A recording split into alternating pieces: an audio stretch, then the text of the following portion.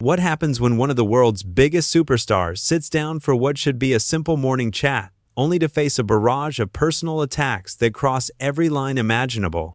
In just 34 seconds, a beloved talk show host would destroy her own reputation with words so shocking, so unbelievably disrespectful, that security would have to step in and the cameras would capture one of the most explosive moments in television history. Jennifer Lopez walked onto that set with nothing but grace and professionalism. She'd done thousands of interviews before. She knew how to handle the press, how to smile through difficult questions, how to promote her projects while keeping things light and entertaining. But nothing could have prepared her for what was about to unfold on Lorraine Kelly's morning show. The studio audience clapped as Jennifer made her entrance, wearing a stunning cream-colored suit that perfectly complemented her glowing skin. She waved to the crowd, that famous smile lighting up her face as she took her seat across from Lorraine. The host stood to greet her, and for a moment, everything seemed perfectly normal. Just another day, just another interview, just another chance to connect with fans and talk about her latest work. "Jennifer, welcome to the show," Lorraine said, settling back into her chair. But there was something in her tone already, something sharp hiding beneath the surface pleasantries. Jennifer didn't catch it at first. She was too busy getting comfortable, crossing her legs, adjusting the small microphone clipped to her lapel. "Thank you so much for having me," Jennifer replied warmly. "I'm so excited to be here." The first few questions seemed routine enough. Lorraine asked about Jennifer's upcoming film, about her preparation for the role, about working with the director. Jennifer answered each question thoughtfully, sharing behind-the-scenes stories that made the audience laugh, talking about the physical training she'd undergone, describing the emotional depth she'd tried to bring to the character. She was doing what she always did, being professional, being engaging, being the consummate entertainer. But then, Lorraine shifted in her seat, and something changed in the atmosphere of the studio. You could almost feel it, like the air pressure dropping before a storm. "So Jennifer," Lorraine said, leaning forward with a smile that didn't quite reach her eyes, "let's talk about your personal life for a moment. You've been married, what, 3 times now? 4 times? I honestly lose count." The audience went quiet. Jennifer's smile faltered for just a fraction of a second before she recovered, maintaining her composure with the skill of someone who'd spent decades in the spotlight. "I've been married 3 times, yes," Jennifer said carefully.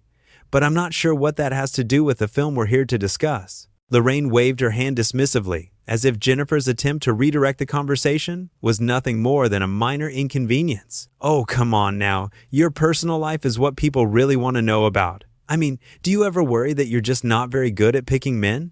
That maybe, the problem might be you?" The words hung in the air like poison. Several people in the audience gasped audibly. Jennifer's expression changed, the warmth draining from her face as she processed what had just been said to her on live television. "I'm sorry, what?" Jennifer said, her voice tight but controlled. "Well, I'm just saying," Lorraine continued, seemingly oblivious to or simply not caring about the line she'd just crossed. "When someone has that many failed marriages, you have to wonder if they're the common denominator, don't you? Like maybe you're just too difficult to live with?" Jennifer took a deep breath, visibly trying to maintain her composure. "Lorraine, I came here to talk about my work, not to be insulted about my personal relationships. I think we should move on." But Lorraine wasn't moving on. She was just getting started. "Oh, don't be so sensitive," the host said with a laugh that sounded cruel. "I'm just asking the questions everyone at home is thinking. You put yourself out there, you can't expect people not to have opinions. And honestly, Jennifer, at your age, don't you think it's a bit embarrassing? Still chasing after younger men, still trying to prove you've got it?" The audience was in complete shock now. Some people were shaking their heads, others had their hands over their mouths. Jennifer's publicist, standing just off camera, looked absolutely horrified and started moving toward the stage. Jennifer sat up straighter, her jaw set. "At my age? What exactly are you trying to say, Lorraine?" "I'm saying that maybe it's time to act your age," Lorraine replied, her voice dripping with condescension. "All this trying to look 25 when you're, well, significantly older than that? The tight clothes, the provocative dancing, the constant need for attention. It's a bit desperate, isn't it?" "Desperate?" Jennifer repeated, her voice rising slightly. "I'm sorry, but who do you think you are to speak to me this way?" Lorraine leaned back in her chair, crossing her arms with a smug expression. "I'm someone who's brave enough to say what needs to be said. Look, Jennifer, I've been in this business a long time. I've seen women like you come and go. The ones who can't accept that they're getting older, who cling to their youth with everything they've got, who refuse to step aside and let the next generation have their moment. Women like me? Jennifer said, her voice dangerously quiet now. What does that mean? You know exactly what it means, Lorraine said. Women who build their entire career on their looks instead of their talent. Women who use their sexuality to get ahead instead of doing the actual work. And now that age is catching up with you, you're panicking, aren't you? That's why you're running around trying to stay relevant, trying to prove you've still got it. The audience was beyond uncomfortable now. People were looking at each other in disbelief, wondering if this was some kind of setup, some kind of planned controversy. But Jennifer's face told them everything they needed to know. This was real, and it was really happening. I have spent 30 years working in this industry, Jennifer said, her voice shaking with controlled anger. I have acted, I have sung, I have danced, I have produced films and television shows. I have built businesses. I have created opportunities for other artists. And you have the audacity to sit there and reduce everything I've accomplished to my appearance? Lorraine shrugged, completely unmoved. If the shoe fits. I mean, let's be honest, Jennifer. Nobody's buying your albums because they think you're the next Whitney Houston. Nobody's rushing to see your movies because they think you're the next Meryl Streep. They show up because you're attractive, because you put on a good show, because you know how to work the media. But that's not real talent. That's just packaging. Jennifer stood up abruptly, pulling off her microphone. I don't have to sit here and listen to this. Oh, here we go, Lorraine said mockingly. The diva exit. How predictable. Can't handle a little bit of honest criticism. So you're going to storm off in a huff. Very professional, Jennifer. Honest criticism? Jennifer's voice was incredulous now. You haven't asked me a single legitimate question about my work. You haven't mentioned my film. You haven't discussed my career. You haven't done anything except launch personal attacks. This isn't journalism, Lorraine. This is bullying. Lorraine laughed. Actually laughed at that. Bullying? Oh, please. You're a multimillionaire celebrity who gets her ego stroked everywhere she goes. Someone finally tells you the truth and you want to cry bullying? Give me a break. Jennifer's publicist had reached the stage now, putting a protective hand on Jennifer's arm. But Jennifer wasn't done yet. You want to talk about truth? Jennifer said, her voice strong and clear. Here's the truth. You invited me on your show under the pretense of a professional interview. You told my team we'd be discussing my film, my career, my upcoming projects. Instead, you've spent the last several minutes attacking me personally, making ageist comments, making sexist comments, and trying to tear me down for no reason other than your own apparent bitterness. Bitterness? Lorraine scoffed. I'm not bitter. I'm just not impressed. No, you're bitter, Jennifer continued, her eyes blazing. You're bitter because you've been sitting in this same chair, on this same show, for years, and you've never achieved anything close to what I've achieved. You've never had to take real risks, never had to put yourself out there the way I have, never had to face the kind of scrutiny and criticism that I face every single day. And instead of being professional, instead of doing your job, you've decided to use this platform to try to make yourself feel better by tearing me down. The audience started clapping, slowly at first, then building to a thunderous applause.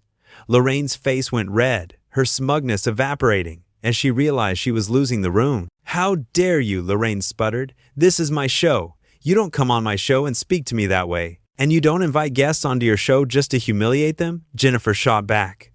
What you've done here today is disgraceful. It's unprofessional, it's cruel, and honestly, it says a lot more about you than it does about me. Lorraine stood up now too, pointing her finger at Jennifer. Get off my stage. Get out of my studio. You're done here. I was done here the moment you started this attack, Jennifer said calmly. I'm a professional. I show up, I do my work, I treat people with respect. You clearly have no idea what that means. Security! Lorraine shouted. Get her out of here. 2 security guards appeared from the wings, but they looked uncertain, clearly uncomfortable with the situation. Jennifer held up her hand. Don't worry, she said to them directly. I'm leaving. I wouldn't stay here another second if you paid me. She turned to the audience, and her expression softened. I'm so sorry you all had to witness this. You came here for entertainment, and instead you got, well, whatever this was. Thank you for your support. The audience erupted in applause again. Many people standing now, some shouting words of encouragement to Jennifer. But Lorraine wasn't finished. As Jennifer started to walk off the stage, the host's voice rang out across the studio. That's right, run away, Lorraine shouted. Just like you run away from everything difficult in your life. Your marriages, your responsibilities, reality itself. You're nothing but a fake Jennifer, a carefully constructed image with nothing real underneath. Jennifer stopped walking. For a moment, it looked like she might turn around, might respond, but instead, she simply shook her head, a small, sad smile on her face, and continued walking. As she disappeared into the wings, Lorraine turned back to the audience, trying to regain control of the situation. But the damage was done. The audience was restless, angry even. People were booing now, some heading for the exits. "Well," Lorraine said, attempting to sound casual but failing miserably, "that certainly was dramatic, wasn't it? Jennifer Lopez, everyone, showing her true colors." But nobody was buying it. The audience knew what they'd witnessed. They'd seen a respected entertainer come onto a show in good faith, only to be ambushed and attacked by a host who seemed to have a personal vendetta. They'd seen professionalism meet pettiness, and they knew which side they were on. Backstage, Jennifer was surrounded by her team. Her publicist was already on the phone. Her manager was pacing. Her assistant was offering water. But Jennifer seemed calm now, calmer than she'd been on stage. "Are you okay?" her publicist asked, concern written all across her face. Jennifer took a sip of water and nodded. "I'm fine. I've dealt with worse than that. What I'm not fine with is being disrespected like that on live television." "We're going to issue a statement," her manager said firmly. "We're going to make sure everyone knows what happened here today." "Good," Jennifer said, "because that was completely unacceptable. I don't care if someone doesn't like my music or my movies. Everyone's entitled to their opinion. But what just happened in there? That wasn't criticism. That was a personal attack, and it was cruel, and it was unprofessional." Back in the studio, Lorraine was trying to continue the show, but it was clear her heart wasn't in it. Or maybe her heart was never in it to begin with. The remaining audience members sat in uncomfortable silence as she attempted to move on to the next segment, but the energy had completely shifted. What had started as a routine morning talk show had turned into something else entirely, a moment that would be replayed over and over, analyzed and discussed. A perfect example of what happens when a host forgets that their job is to facilitate conversation, not to attack their guests. Jennifer's team moved quickly to get her out of the building. As they walked through the back corridors of the studio, production assistants and crew members stopped what they were doing. Many of them looked embarrassed, apologetic. A few even quietly told Jennifer they were sorry about what had happened, that they couldn't believe Lorraine had behaved that way. "Thank you," Jennifer said to each of them, maintaining her grace even in the aftermath of such an ugly encounter.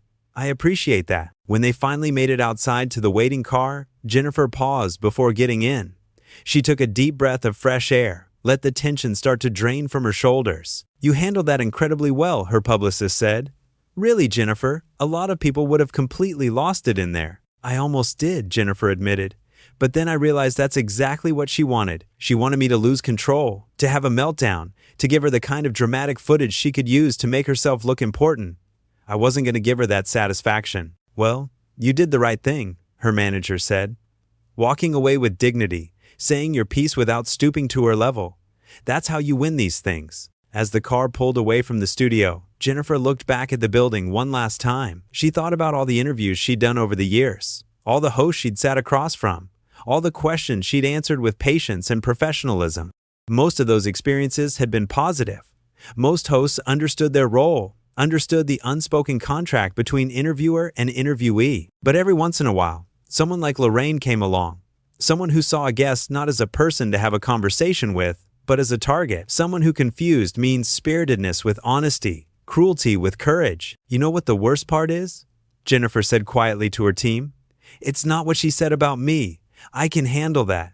It's what she did to her own show, to her own audience. Those people didn't come there to see someone get torn apart. They came for entertainment, for a fun morning show, and she turned it into something ugly. That's what bothers me." Her publicist nodded.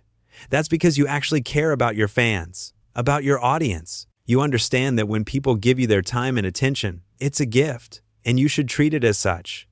Lorraine clearly doesn't understand that. The conversation in the studio, brief as it was, had revealed so much about both women. Jennifer, who had remained composed even in the face of outrageous insults, who had defended herself without resorting to personal attacks, who had walked away when it became clear the situation was beyond saving. And Lorraine, who had shown herself to be spiteful, unprofessional, and willing to sacrifice her integrity for what she apparently thought would be a viral moment. "She kept saying she was just being honest," Jennifer mused. "As if honesty gives you permission to be cruel. as if speaking your mind means you can say anything you want without consequence. That's not how it works. You can be honest without being hurtful. You can ask tough questions without being disrespectful. Absolutely, her manager agreed. And that's the difference between a real journalist and whatever that was. Jennifer leaned her head back against the seat, closing her eyes for a moment. The adrenaline was starting to wear off, leaving behind a feeling of exhaustion and disappointment. Not disappointment in herself, but in the situation, in Lorraine, in the fact that even after decades in the industry, she still had to deal with this kind of behavior. I just don't understand it, she said, opening her eyes again. What did she hope to accomplish? Did she really think I was going to sit there and take it? Did she think attacking me was going to make her look good? Some people think controversy equals relevance, her publicist said. They think if they can create a dramatic moment, it'll get them attention, get people talking about their show. But that strategy only works if you come out of it looking good. And Lorraine definitely didn't. That was true. From the moment those ageist comments had left Lorraine's mouth, from the moment she'd suggested Jennifer was desperate and talentless, the host had sealed her own fate. The audience had turned on her instantly, not because they were all Jennifer Lopez fans, necessarily, but because they recognized injustice when they saw it. They recognized bullying. They recognized someone using their platform to punch down instead of lifting up. The thing is, Jennifer said, I've heard it all before. Every criticism she leveled at me, I've heard versions of it for years. That I'm too old, that I'm trying too hard, that I'm not talented enough, that I'm just a pretty face. None of that is new. But usually, people at least have the decency to hide behind anonymous comments online or tabloid articles. They don't usually say it directly to my face on live television, which shows incredibly poor judgment on Lorraine's part, her manager said. Whatever her personal feelings about you might be, this was a professional situation. She invited you on as a guest. That comes with certain responsibilities, certain expectations of behavior. Jennifer nodded. She'd been thinking about that too. About the implicit agreement that exists between talk show hosts and their guests. The guest agrees to show up, to promote their project, to be engaging and entertaining. In return, the host agrees to facilitate that, to ask relevant questions, to create an environment where the guest can shine. It's a symbiotic relationship that benefits everyone: the guest, the host, the network, the audience. Lorraine had violated that agreement spectacularly. She'd taken what should have been a straightforward promotional interview and turned it into an ambush. And in doing so, she'd not only disrespected Jennifer, but she'd also damaged her own credibility as an interviewer. I wonder if anyone tried to stop her. Jennifer mused. Like, did her producers know she was planning to do this? Did anyone in her ear try to tell her she was going too far? Hard to say, her publicist replied. But if they did try, she clearly didn't listen. She seemed pretty determined to go down that path. The car merged onto the main road, leaving the studio behind. Jennifer watched the city pass by outside her window, thinking about everything that had just happened. In a way, it was almost surreal. She'd walked into that building less than an hour ago, expecting a normal interview. Now she was leaving, having been kicked off a show for the first time in her career. Not because she'd been unprofessional, not because she'd been difficult, but because she'd stood up for herself. Because she'd refused to sit quietly while someone insulted her repeatedly. Because she'd had the audacity to expect basic respect. You know what I'm going to do when I get home? Jennifer said suddenly. I'm going to have a glass of wine. I'm going to take a long bath. And I'm going to remember exactly who I am and what I've accomplished. I'm not going to let someone like Lorraine Kelly make me doubt myself for even a second. Her team smiled at that. Because that was Jennifer. That was who she'd always been. Someone who could take a hit, brush herself off, and keep moving forward. Someone who didn't let other people's negativity define her or diminish her. That's exactly what you should do, her publicist said. And then tomorrow we move forward. We focus on your film, on your work, on all the positive things you have going on. This will blow over. But even as she said it, they all knew it wouldn't blow over. Not really. This moment would live on. It would be clipped and shared and discussed. People would analyze every word, every expression, every moment of the confrontation. And that was okay, because when they did, they would see exactly what had happened. They would see a professional woman being attacked for no reason. They would see her respond with dignity. They would see her walk away with her head held high. And they would see Lorraine Kelly for exactly what she'd shown herself to be. Not a fearless truth-teller, as she'd apparently fancied herself, but a bully. Someone who'd used her position of power, her platform, her home turf advantage, to try to tear down someone more successful than herself. It was, in the end, a perfect illustration of character. Jennifer's grace under fire spoke volumes about who she was as a person.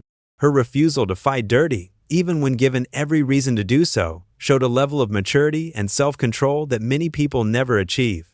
She could have matched Lorraine insult for insult. She could have dug up dirt, made personal attacks of her own, really gone for the throat. But she didn't, because that's not who she is. Instead, she'd simply stated the facts, called out the behavior for what it was, and removed herself from a toxic situation. That takes strength. That takes confidence. That takes a deep understanding of your own worth. Lorraine, on the other hand, had revealed her own insecurities in the most public way possible. Her need to tear down Jennifer, her obvious resentment toward the superstar's success, her inability to conduct a professional interview without letting her personal feelings take over. All of it pointed to someone struggling with their own relevance, their own place in the industry. "Do you think she'll apologize?" Jennifer's assistant asked from the front seat. Jennifer considered that for a moment. Maybe, but probably not.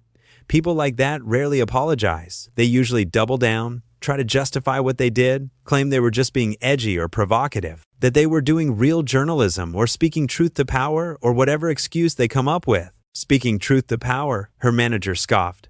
"As if you're some kind of tyrant that needed to be taken down a peg. You're an entertainer who showed up to promote a movie. That's it." "Exactly," Jennifer agreed.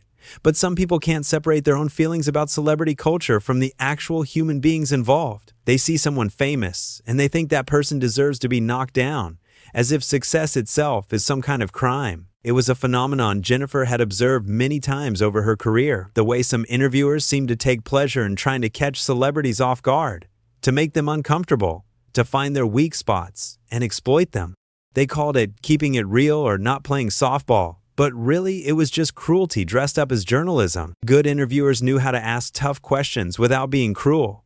They knew how to challenge their guests without attacking them. They understood that you could have a substantive, interesting conversation without resorting to personal insults. Lorraine had proven that she wasn't a good interviewer. She'd proven that when given the chance to sit down with one of the most successful entertainers in the world, she'd chosen to waste that opportunity on petty attacks rather than meaningful dialogue. "The sad thing is," Jennifer said, "we could have had a great conversation. I would have talked about anything. My career, my challenges, my successes, my failures, the creative process, what inspires me, what scares me, the industry, how it's changed, where it's going. I'm an open book when people approach me with genuine curiosity and respect." But she didn't want a conversation, her publicist pointed out. She wanted a confrontation. She wanted a moment. And now she's got one. Just not the kind she was hoping for. That was the ultimate irony. Lorraine had wanted to create a viral moment, something people would talk about, and she'd succeeded.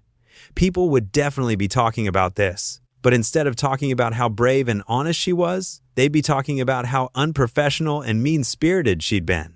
Instead of praising her for speaking truth, they'd be criticizing her for crossing lines that should never be crossed. The car pulled up to Jennifer's hotel, and she gathered her things, preparing to exit. "Thank you all for being here," she said to her team, "for supporting me, for having my back. That could have been a lot worse if I'd been dealing with it alone. That's what we're here for," her manager said. Always, as Jennifer walked through the hotel lobby, she felt the eyes of other guests on her. Some probably recognized her from her films and music. Others might have already heard about what had just happened at the studio. News traveling fast in the age of social media, but she kept her head high, maintained her composure, gave a polite nod to the desk clerk as she passed. In the elevator, alone for the first time since leaving the studio, Jennifer finally allowed herself to exhale fully, to let her shoulders drop, to let her guard down, to feel the full weight of what had just occurred. It had been one of the most unpleasant professional experiences of her life. And that was saying something, given all the years she'd spent in an industry known for its casual cruelty.